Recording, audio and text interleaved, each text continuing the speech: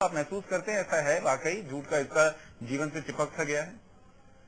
राजनीतिक जीवन में तो झूठ बोलना हमारी राजनीतिक परंपराओं के से हट करके आज का कला कौशल हो गया है। अगर आप झूठ नहीं बोलना चाहते और लोगों को झूठ से भ्रमित नहीं कर सकते तो आपकी मार्केटिंग नहीं होगी। और मैं ये मान करके चलता हूं अपने अनुभव से कि 80% राजनीतिक कार्यकर्ता किसी न किसी प्रकार का झूठ बोल जाते हैं, चाहे वो अनमने मन से बोलते हो, चाहे जानबूझकर बोलते हो। जैसा अभी डॉक्टर साहब ने बताया, है लखनऊ में बताएंगे बंबई है लखनऊ में ही कहेंगे शहर से बाहर है, घर में लेटे हैं। जाना है क्षेत्र में नहीं जाएंगे, सच जानते हैं लेकिन कहेंगे नहीं ऐसी संभावना हो सकती है।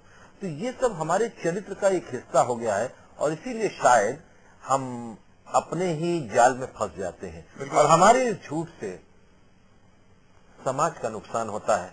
और झूठों को, राजनीतिक झूठों को समाज में बड़ी कद्र समाज के लोग नहीं, लेकिन समाज का नुकसान होता है। पर आंकड़े तो कम से कम ये कह रहे हैं कि समाज ऐसे लोगों से भरा है जो झूठ बोल रहे हैं। और मैं पूरी उम्मीद कर रहा हूं कि आप लोग शो में सच बोल रहे हैं, क्योंकि हमारे पास कोई पॉलीग्राफिक मशीन नहीं है। हमारे साथ सुधीर गुप्ता साहब भी। सुधीर जी, आप महसूस करते हैं पॉलीग्राफिक मशीन काम आती है ऐसे झूठ को पकड़ने में?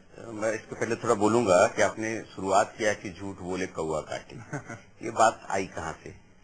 तो साउथ अफ्रीका में एंशिएंट टाइम में वो कौवे के अंडे को एक लाइन में रख देते थे, एक सर्टेन डिस्टेंस में, कि एक आदमी अपना पांव रखे तो दो अंडों के बीच में पांव रख ले, उतना ही स्पेस छोड़ते थे।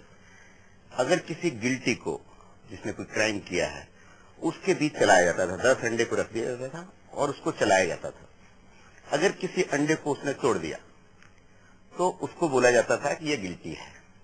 ये कहावत साउथ अफ्रीका से आई, झूठ बोले कौआ काटे।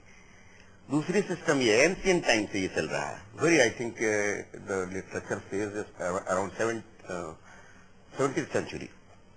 उसके बाद चाइना में प्रैक्टिस शुरू हुई, कोर्ट ऑफ लॉ जब बनी, तो वहां एक मुट्ठी चावल जो एलिज्ड एक्यूज्ड है, उसको मुंह में दे दिया जाता था।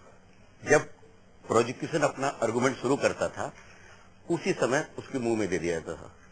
तो बेसिकली जो पॉलीग्राफ टेस्ट है वो ब्रेन की एक्टिविटी पर बेस्ड है, बॉडी की अदर एक्टिविटी पे। अच्छा, ये टेस्ट पूरी तरीके से कैसे होता है, हम आपसे विस्तार से जानेंगे। लेकिन आपने जो जानकारियां दी वो बहुत दिलचस्प है। इसका मतलब ये है कि सदियों से झूठ को पकड़ने की कोशिश जो है वो की जा रही है, यानी झूठ का एग्जिस्टेंस सालों से। हमारे साथ राहुल रॉय साहब भी इस वक्त जुड़े हुए हैं, मौजूद हैं।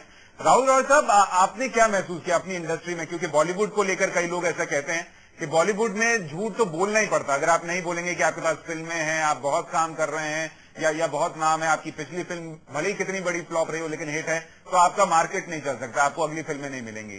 तो वहां भी झूठ जो है बड़ी तादाद में है,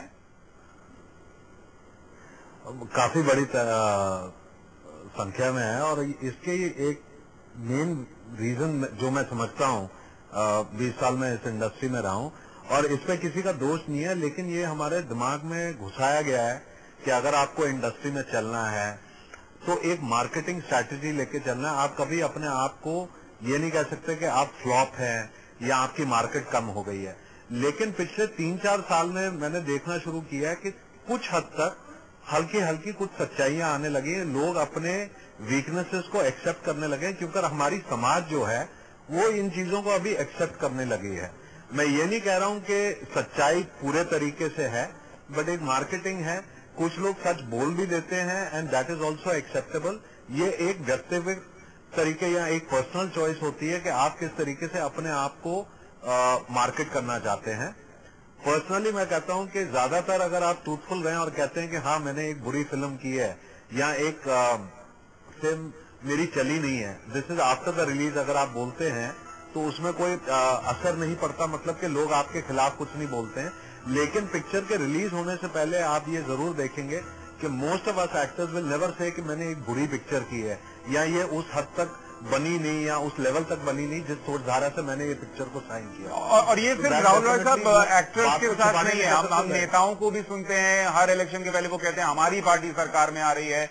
अमूमन हम अफसरों को देखें, पुलिस को देखें, खुद को ऑफिस में कई लोगों को देखें, ये बहुत कॉमन प्रैक्टिस है कि हम झूठ बोल जाते हैं और कई बार शायद ये नहीं समझते कि हम झूठ बोल रहे हैं। ये तो एक सच है कि सब मान रहे हैं कि सच मौजूद है, लेकिन उसकी तादाद, उसका जो परसेंटेज है वो कम हुआ है सालों में। हमारे साथ संभावना भी मौजूद है। संभावना बोलूं जी, जो राहुल राय ने अभी कहा ना कि झूठ हम अमूमन बॉलीवुड में बोलते हैं, ये बड़े अंदाज से बोलते हैं। एक तरफ ये गाना गाते हैं, सजन रे झूठ मत बोलो खुदा के पास जाना है, और दूसरे साथ झूठ भी बोलते चलते, और झूठ न बोले तो झूठ का ही तो बाजार है।